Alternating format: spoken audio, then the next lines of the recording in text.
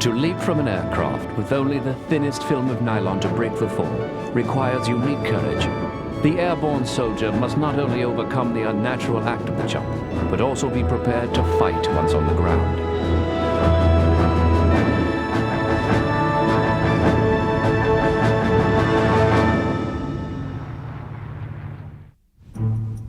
Fort Benning, Georgia. These young men and women have just completed jump school at the U.S. Army's 82nd Airborne Division. They are proud to wear the wings of the paratrooper and join an intensely proud fraternity of individuals. Being airborne cuts across national lines. They feel a comradeship with the airborne of many nations.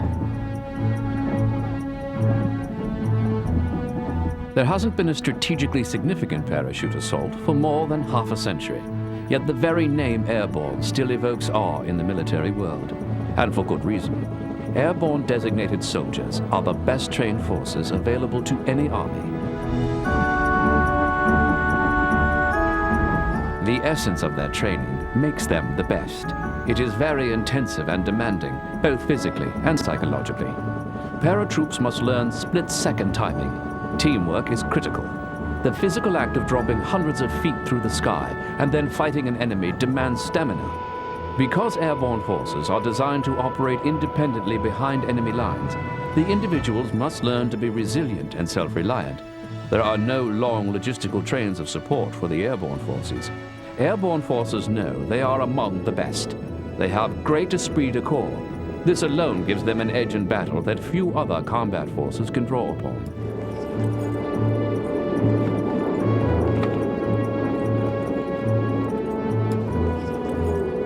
For these reasons, it is the airborne forces that are usually first to deploy when the threat or reality of combat is present.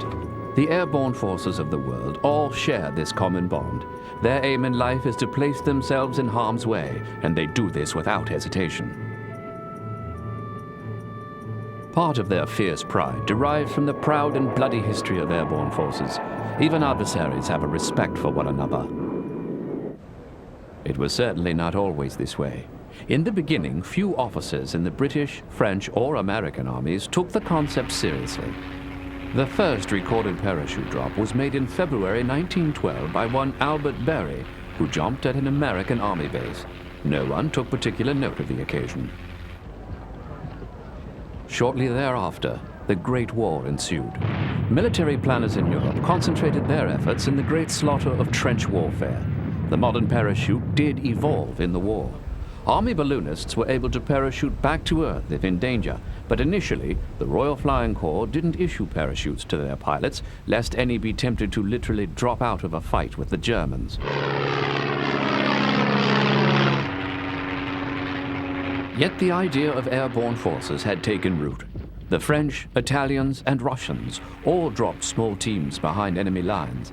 An American colonel, Billy Mitchell, later to earn the wrath of his superiors because of his support of aviation, did suggest a mass drop on the German garrison at Metz in 1918. His suggestion would be prophetic.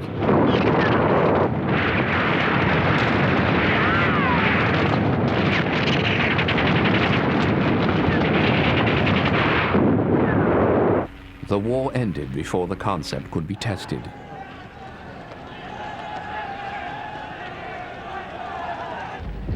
The immediate post-war years in Europe were hard for Germany and Russia for different reasons. Germany had been defeated and was under the terms of the Versailles Treaty.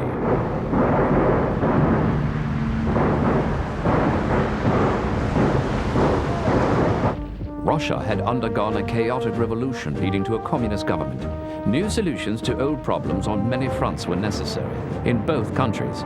The Soviets had the problem of trying to build a new empire. Civil war raged in Russia until Lenin gained near total control.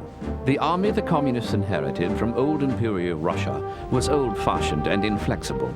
The Soviet Union was a huge country, and utilizing airborne units was a logical military move. German military observers were particularly impressed by a Soviet exercise in 1931. The paras themselves crouched like stuntmen on the airplane wings. being dragged clear by the slipstream after pulling their ripcords. Still, it was a method of delivering many men and specially designed air-mobile supplies across a long distance quickly. The Soviets eventually were able to conduct 1,000-man drops. This was a tactic that would not be ignored.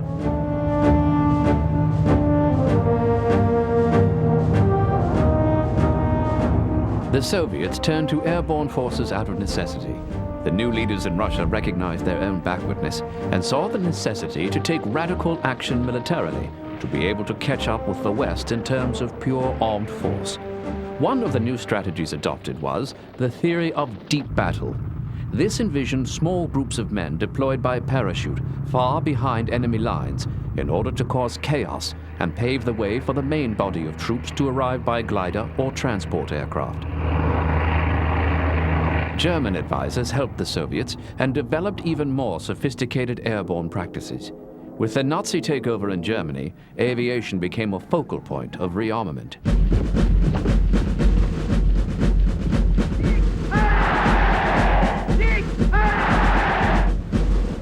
The Nazis started a youth program to develop flyers of the future. A cadre of young pilots emerged capable of handling the aircraft that could easily be converted from civilian to military applications.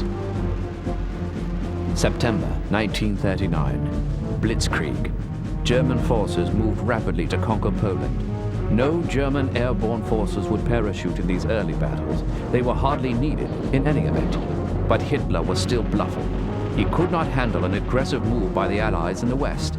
The race was on to determine who would strike first on the Western Front.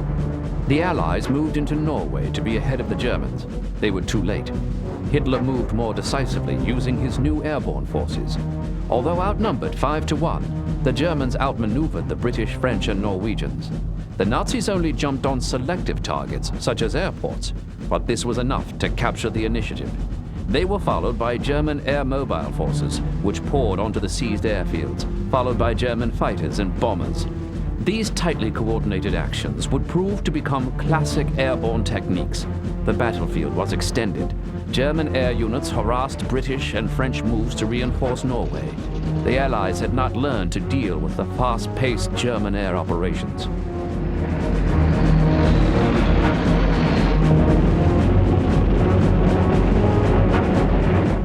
With Scandinavia secured, Hitler could look west against the main bulk of British and French forces. The German airborne troops would again play a critical role. The Dutch thought they were protected by their neutrality, the French their Maginot Line.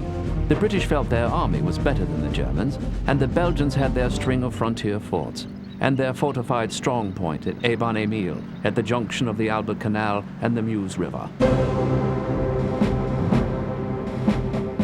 The German plan was simple. Regular Wehrmacht troops would invade Holland to draw Allied forces north.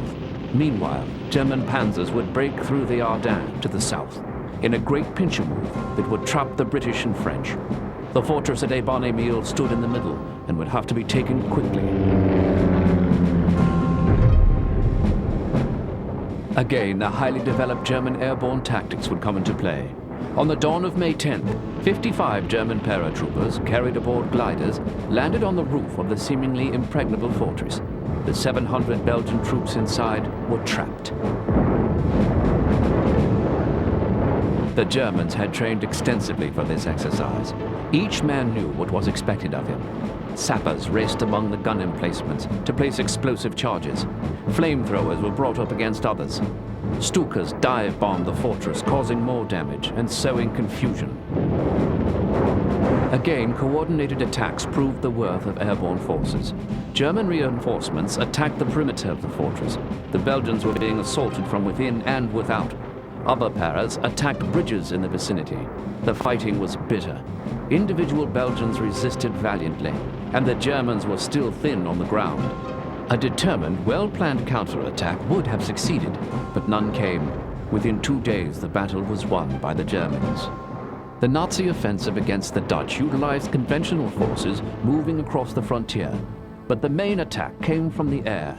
Leaving the Dutch army behind in defensive positions, the German paratroops, who had practiced and trained for years, now would show the world what airborne forces were truly capable of in battle.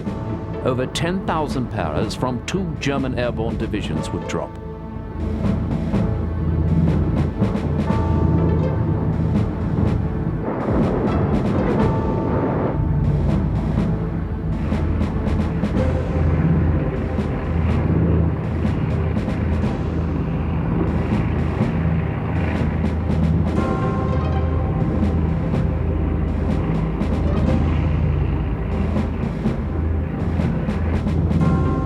The port of Rotterdam was a main target. The airport and outlying sections of the city were quickly taken. Dutch resistance was strong, but the element of surprise was in favor of the Germans. Their ground forces now raced across the Dutch countryside to make contact with the paratroops. Holland was doomed. The German paratroops seemed unstoppable. Across the Channel, Britain prepared for an airborne assault. Winston Churchill, who had become Prime Minister as the assault on Airborne was taking place, was quickly learning. He ordered a British airborne force created. Early in 1940, John Roth of the Royal Engineers was detailed to take charge of the fledgling organization. And that was about the extent of his brief. With no policy or task to guide him, Major Roth and his Air Force colleagues under Wing Commander Morris Newman set about training volunteers from No. 2 Commando at the newly created landing establishment at Ringway, today the site of Manchester Airport. Although Churchill's orders gave the new force the impetus it needed, resources were in short supply. They had no parachutes, and the hard-pressed RAF could only spare 3 aging Whitley bombers.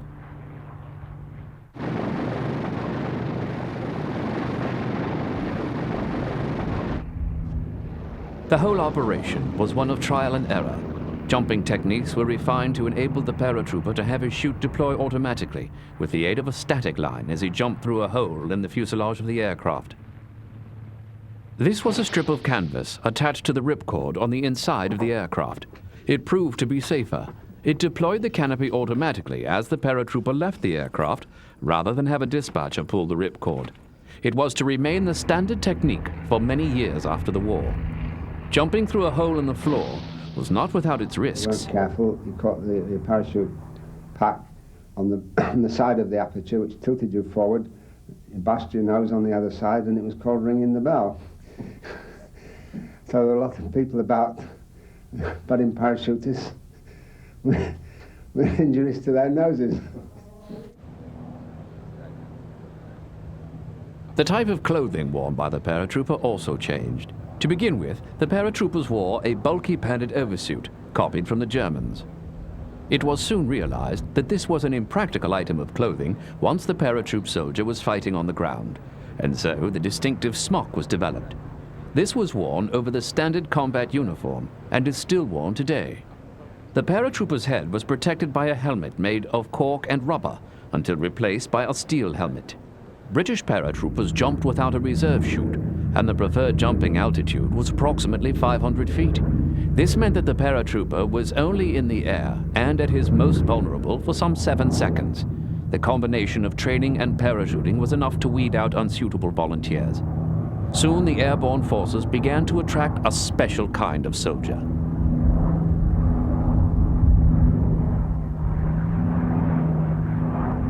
The standard of the soldiers. This business of having to jump out of an aircraft provided an automatic selection procedure. If he was prepared to do that, then surely he then had the potential to be a really good soldier. And nice people too, and a delight to command later on. No, I was fascinated with this fact that this one act of parachuting, or perhaps qualifying after 7 or 8 jumps, was enough to select out or to knock out those who were unlikely to make good soldiers. By November of 1940, 500 men had qualified as military parachutists. No. 2 Commando had become 11 SAS Battalion. It was now time to mount a combat mission. The entire battalion volunteered for the 38 places available on the specially formed X Troop. The objective of Operation Colossus was to destroy the Trigino aqueduct in southern Italy. I think the main aim of the Trigino raid was, although we thought at the time it was to stop the water supply to the Italian bases in the south of Italy, but in practice it was really about discovering whether we were competent or clever enough to mount a parachute raid at all. And we'd flown out from England, landed in Malta, and from there took off and landed about 4 or 5 hours later, as far as I remember, in the mountains of southern Italy. And then, soon after we landed, within about 3 or 4 hours, we blew up the aqueduct, but unfortunately, all of us were then taken prisoner. Dean Drummond, seen here in a picture taken by the Red Cross after his capture, had no intention of spending the rest of the war as a prisoner. Eventually, he made it back to England after escaping a second time, disguised as an electrician. His unwillingness to be defeated would serve him well later in the war. As fate would have it, at the time the British were mounting their first experimental operation, the Germans were preparing for the most dramatic airborne assault of the war, the capture of Crete.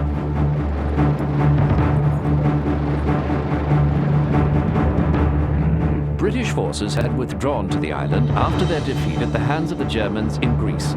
RAF bombers could still strike at Nazi targets throughout the eastern Mediterranean from Crete's airfields. While the Germans were weak in amphibious capability, their airborne was more than proven by this point in the war. Hitler approved a plan to conquer Crete by air, a move designed to quickly remove a major roadblock on the road to mastery of the entire Middle East. It would prove to be a prize with a severe price. Troops landed by parachute, glider, and air transport, all on one single day. The Germans were actually outnumbered by Commonwealth troops, but they did have the advantage to surprise. The blazing sunshine and heat was nearly as deadly as was the British defense. The attack was not smooth, and the Germans faced chaos from the moment they landed. The British put up a heroic fight, but the Germans and Italians controlled the air. The defenders were ultimately doomed, and the British had to endure yet one more withdrawal, so they could fight yet another day. The Germans paid for victory with blood, with more than 3,000 men dead and as many wounded in the olive groves and scorched landscape of Crete. Such attrition was unacceptable to Hitler.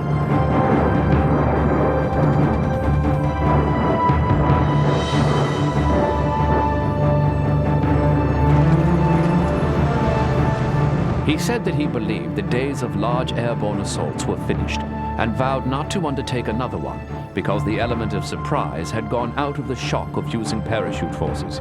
He did not realize that Crete was a great airborne victory in spite of the relatively high casualties.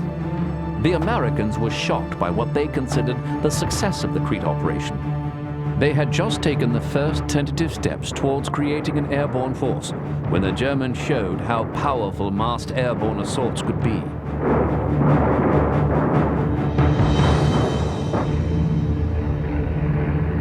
The Americans studied captured German combat films closely. They realized there were many lessons to be learned from what the Germans had perfected to a better extent than any other military at the moment. They would apply these techniques at Fort Benning, Georgia, where, in 1940, a small test platoon had been established. These men, like the British, had no firm guidance on how to establish a parachute army. Every technique and rough training procedure had to be created from scratch. So that started off, we had 48 men and 2 officers to form a test platoon. We didn't know anything about it, they didn't know anything about it. Nobody had ever ridden an aircraft, seen a parachute jump or ridden an aircraft when we went and started jumping. Didn't have no big aircraft, they had to bring some in. Had a little bitty observation ship flying around, and 2 guys peeping out over you. Equipment was improvised. The men wore off-the-shelf old-style American football helmets for protection. Unlike their British cousins, the Americans got to carry reserve chutes when they trained. America was not yet at war, and losing young men in airborne training was not what the infant service needed. The Americans also differed from the British in using high towers for initial drops rather than from static balloons. Still, the effect on the men was the same. If they could handle these drops, along with the other rugged training, then they were more likely to make it as regular paratroopers. the recruits considered themselves special.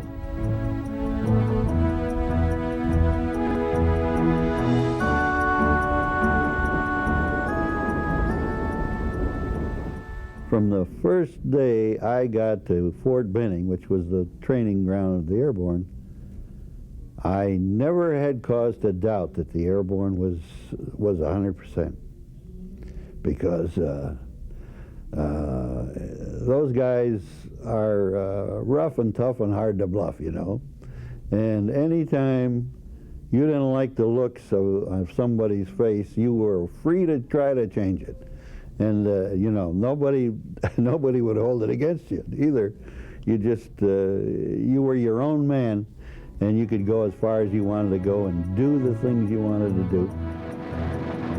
The test platoon was successful enough for the Americans in September of 1940 to order the establishment of their first regular airborne unit, the 501st Parachute Infantry Battalion. America might not have been fully ready to go to war, but she did have a cadre of trained men willing to go.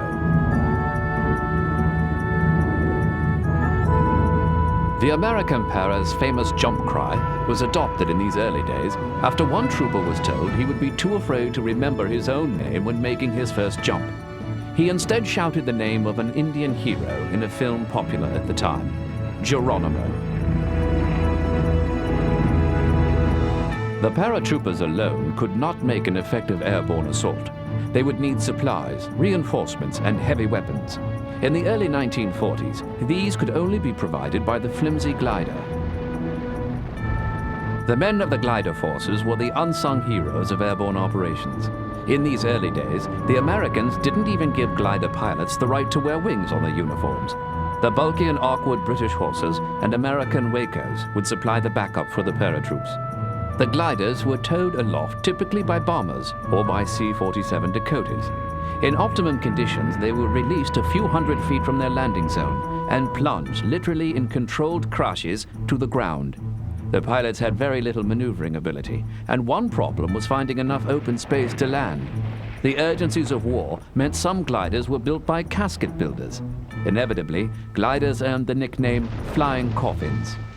Flying gliders was just as difficult in training as it was in combat, and we lost, I don't suppose, as many glider pilots in training as we did in combat, but we came close to it. And the American Air Corps of that time, later became the Air Force, had really uncut diamonds in these men that were able to fly gliders. And I don't believe that they ever really perceived what they had. A lot of the glider pilots were men who had learned to fly in small country airports. And when the war came along, they had this ability to fly and training, and they wanted to use that ability. And they wanted to fly. But the Air Force of that day had stipulations in which you had to be a certain age, you had to have certain physical qualifications, and in many cases also educational qualifications. And a lot of the glider pilots were not able to pass those. For example, if you were past 25 in age, they didn't want you to go into flying. They wanted you to do something else. So a lot of these men were in their 30s and wanted to do something for their country, so they volunteered to fly gliders. It was the only opening in any type of flying that they were able to do. So they gave them that choice, and they took it. The luckiest pilots would be the first on the ground. Those in later formations found the landing zones crowded. Balance was critical. Since they were often loaded with heavy equipment in the rear, landing gliders could easily nose over, bringing instant death to those inside from the cargo ripped free from its restraints. In addition to equipment, the gliders also carried infantry. It was a tough way to go to war.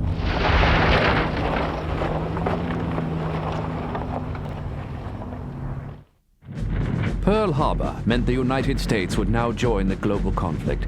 the small American Airborne Corps were greatly expanded. By July 1942, 2 airborne divisions had been organized, the 82nd and the 101st. Both generals and enlisted men quickly had to change their approach to war, and infantrymen became airborne troops.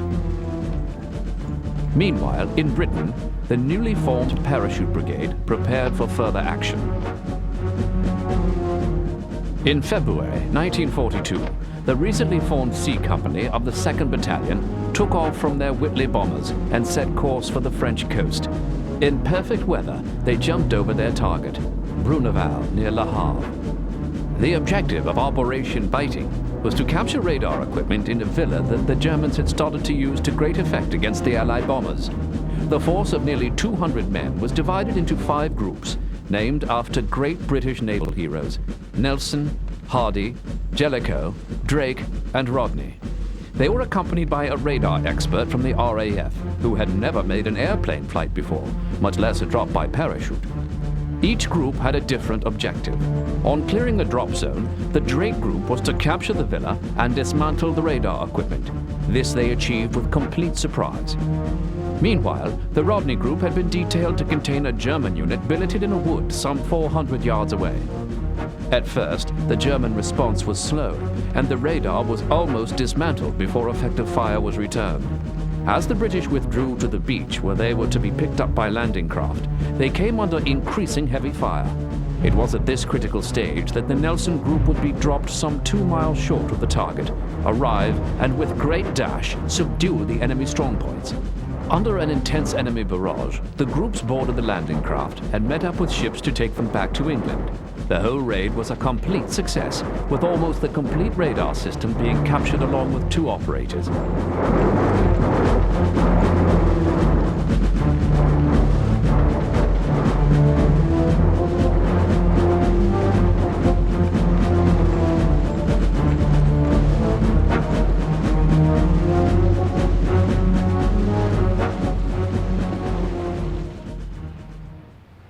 The next operation came 9 months later.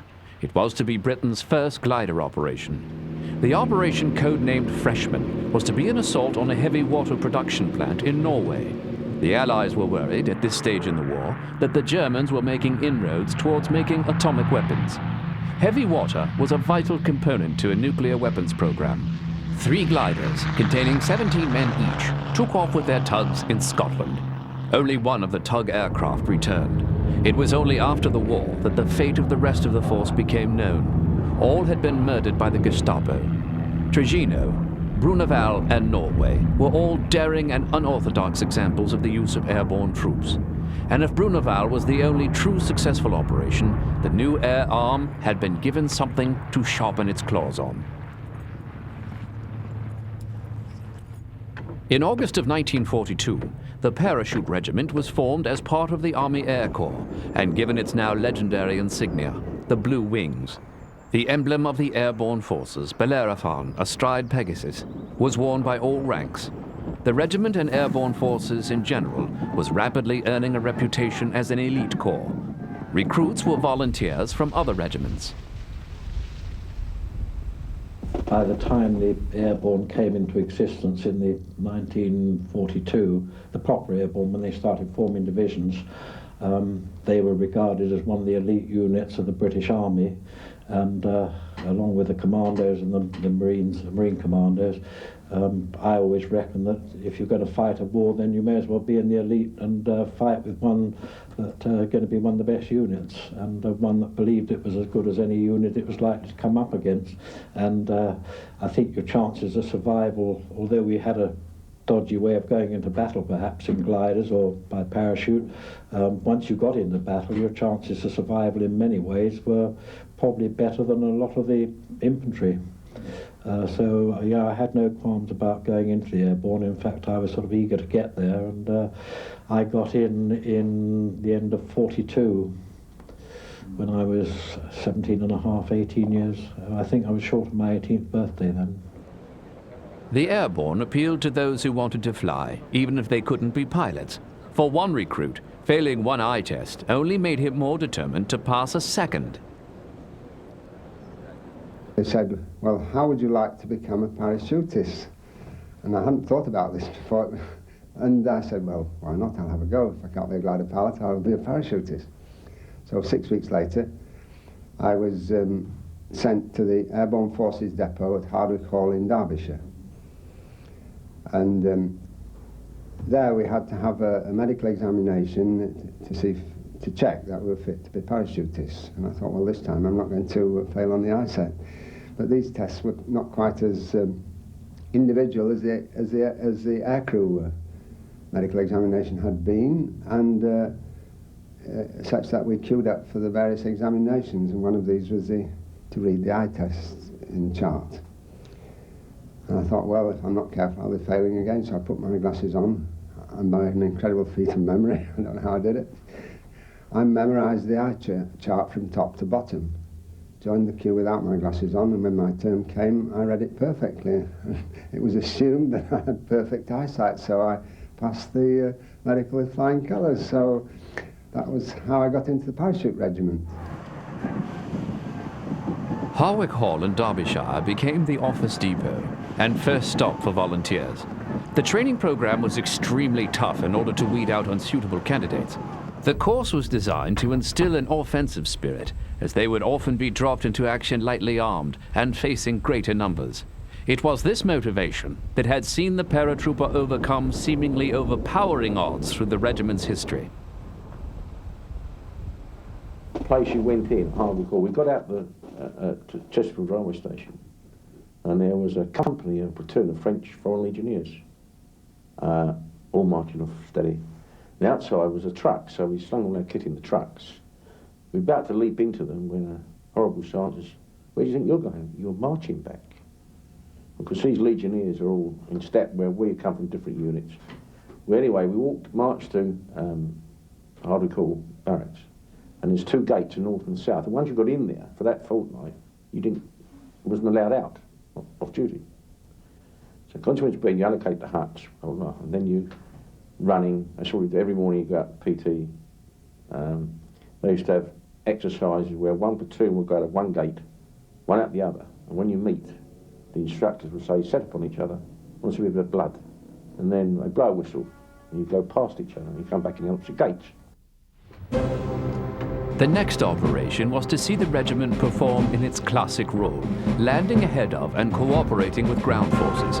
America had recently entered the war, and the parachute regiment was an immediate beneficiary due to increased numbers of C-47 Dakota aircraft being flown directly from the States.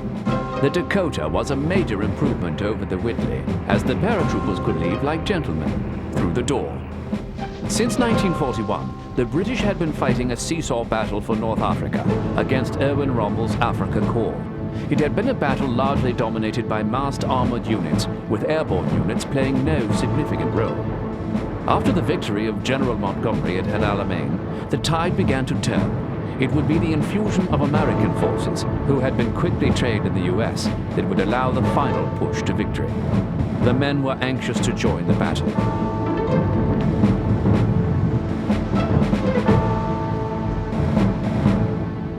In November 1942, combined Allied forces invaded Vichy French North Africa.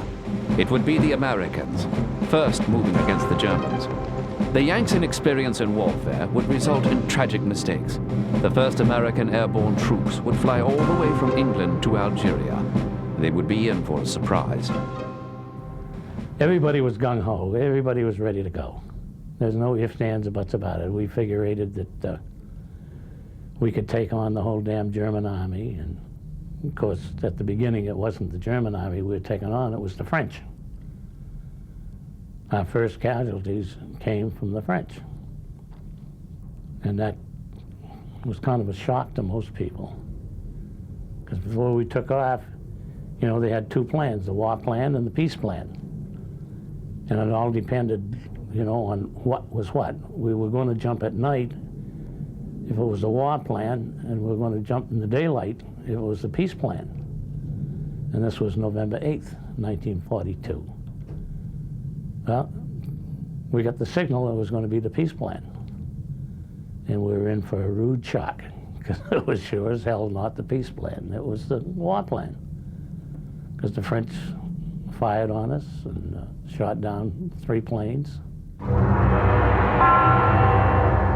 It was not a glorious beginning of the war for the American paratroopers, but ultimately they would prevail. The American and British airborne forces were beginning to work together.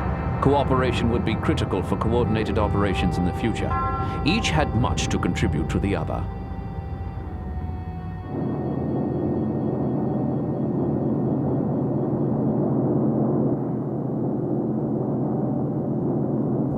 So we trained very vigorously with the 1st Airborne Brigade, British. And those guys, they saved many lives on our account. I'll clue you. They were great, absolutely great. And the upshot was, we taught them how to jump out of C-47 planes, and they taught us how to survive in combat. The Allies urgently needed to rid Africa of the Germans. With Rommel's Africa Corps defeated, the way would be open for the Allies to attack the German southern flank through Sicily and Italy. This would open the long-awaited Second Front and relieve pressure on the besieged Russians. The attack was pressed.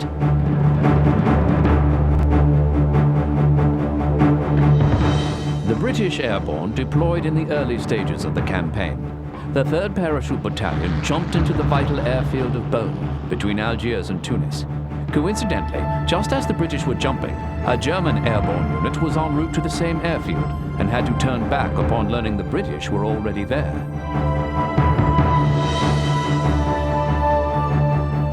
The British 1st Battalion achieved a similar success at Souk El Aba, occupying a key road junction at only 90 miles from Tunis. The 2nd Battalion was less fortunate.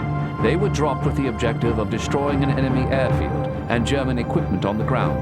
However, the aerodrome was abandoned. This, coupled with the fact that the 1st Army advance had been held up, meant that the 2nd Battalion was now 50 miles behind enemy lines.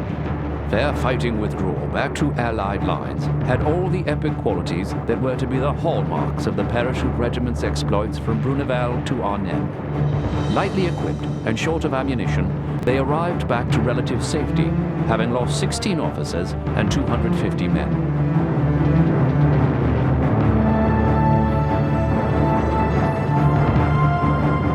Throughout the North Africa campaign, the 1st Parachute Brigade fought more battles than any other formation in the 1st Army, often fighting as infantry. They took 3,500 prisoners and inflicted over 5,000 casualties, at a cost of 1,700 to themselves. Not only did they earn the respect of their army comrades, but also that of the enemy, who christened them Roter Teufels, the Red Devils. The name was taken as a compliment and adopted by all the British airborne forces. At the same time, a Tunisian shepherd corps, Ro Mohammed, became the battle cry of the 1st Brigade and later of all British airborne forces.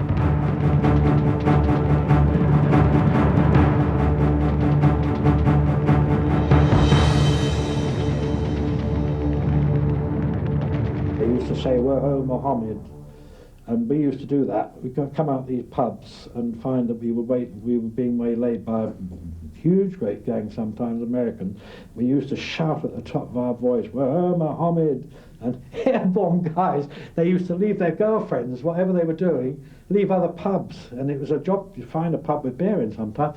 They'd leave and they'd all come piling in.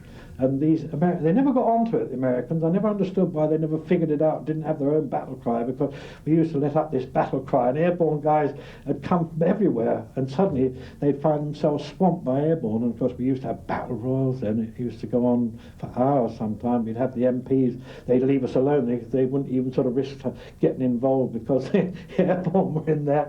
But that was esprit de corps, you know. I mean, one guy only had to shout "Woho Mohammed" in Salisbury, and any airborne man that heard it went straight in. Didn't matter who he was from, what unity, whether he was glider, para, who he was a red berry and he was in trouble, and you went in. And that was the airborne, I think, esprit de corps. By May, Field Marshal Montgomery could celebrate the virtual collapse of German resistance in North Africa. There would only be a few short weeks before Operation Husky, the invasion of Sicily, would begin. On paper, taking Sicily seemed easy. there were 10 Allied divisions poised to take on 2 understrength German divisions and elements of 4 demoralized Italian divisions. But along the German lines was the unusual Hermann Goering division, a sort of personal army of the Nazi Luftwaffe commander. It was both an airborne force and an armored panzer group, a potentially formidable opponent. The British airborne forces were assigned to attack along the western coast of the island, while the Americans were to drop along the southern coast. The amphibious forces would fill the gaps around the paras.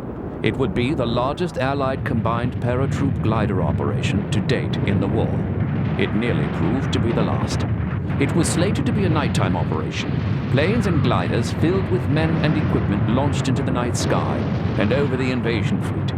The nervous Allied gunners took dim aim and fired on their own. Allied planes fell from the skies. Worse still, many glider tow planes dropped their lines in the confusion, dooming nearly 80 gliders and more than 250 men who were left to crash into the sea. For the men and aircraft that did get through, the nightmare was not over. Winds of 35 miles per hour blew the paratroopers wildly off course. Many scattered so widely as to become ineffectual as fighting units. Individual soldiers did manage heroic acts against the Germans, but the lack of a cohesive assault resulted in many more casualties than necessary. A British brigade had been slated to land by glider to capture a key bridge. Only 83 men out of 2,000 from the airborne force got close enough to press the attack. But that they did, and they won.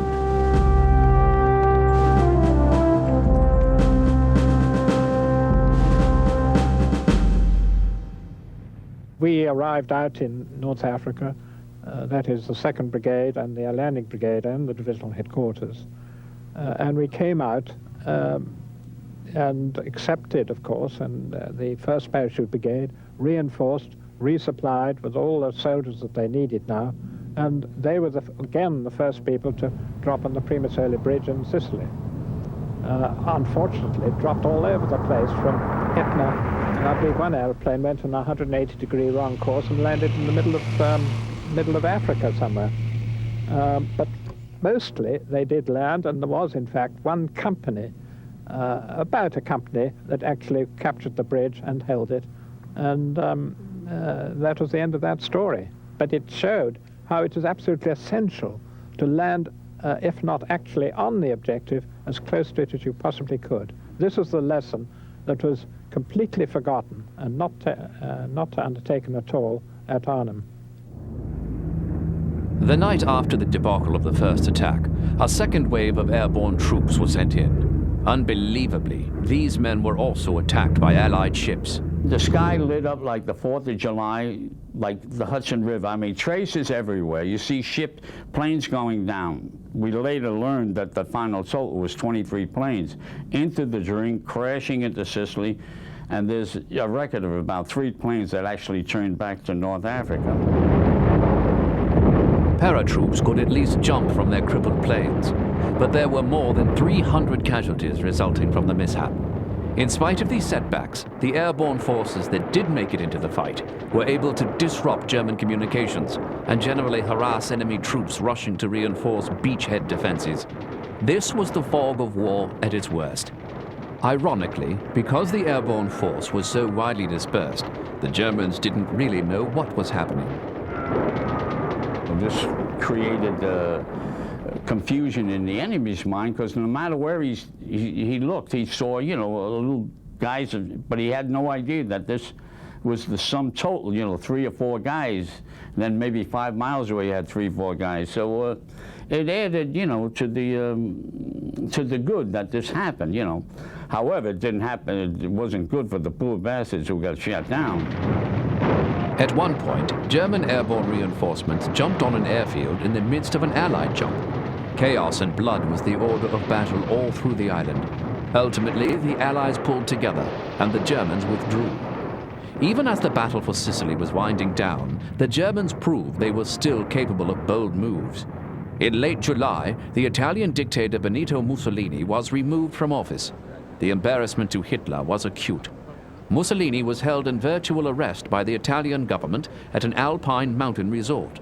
Hitler dispatched elite airborne commandos to land in gliders on the hotel lawn.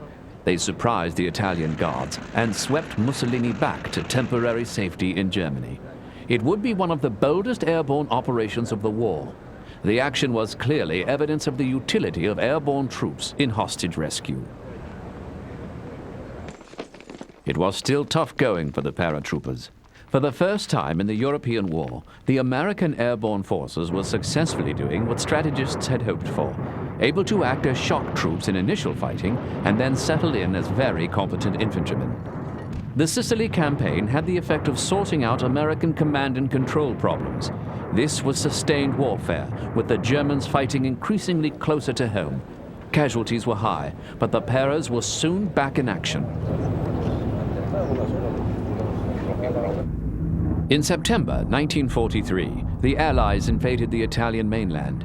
Airborne forces were not planned to be a part of the operation, but the attack at Salerno bogged down in the face of stiff German resistance. In a daring move, Allied paratroops were called directly onto the embattled beaches. The paratroopers had dropped into a cauldron. Big German guns were able to rain fire down on the lightly armed men. The Germans were able to cut the Paras off, but only temporarily. The troopers would not give in. As it turned out, you know, in my estimation, and many others feel the same way, it was a beautiful, beautiful mission.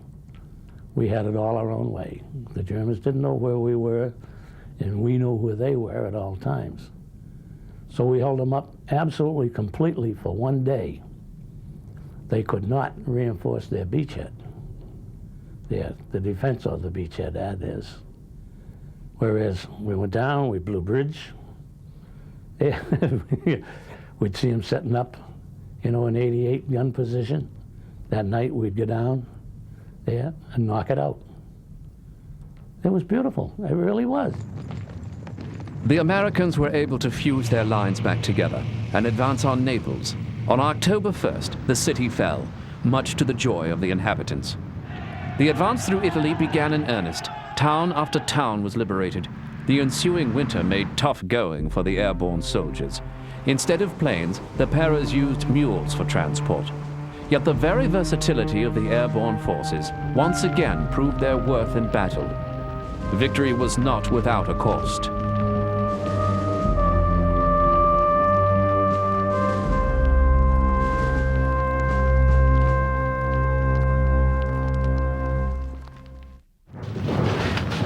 In one of the great and longest battles of the war, the German 1st Parachute Division defended the town and abbey of Monte Cassino.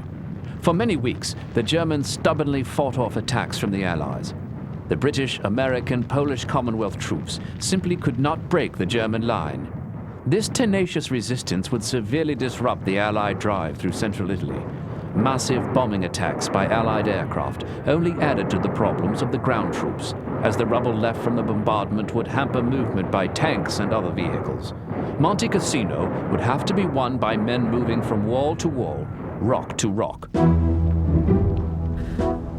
The British Second Para would remain in Italy throughout the long campaign. For the British, like the Americans, this was a frustrating and bloody experience.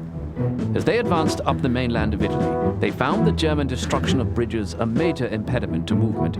It was decided to mount a 60-man airborne assault well behind enemy lines. They were dropped by 3 Dakotas in daylight at Torricello.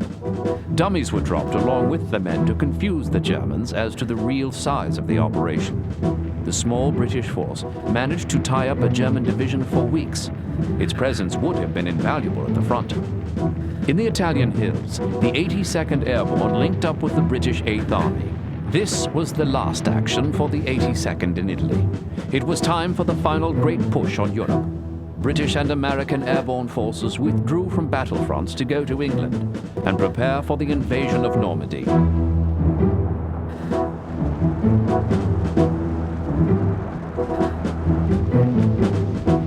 One combat team remained in Italy for one final operation, the invasion at the resort town of Anzio.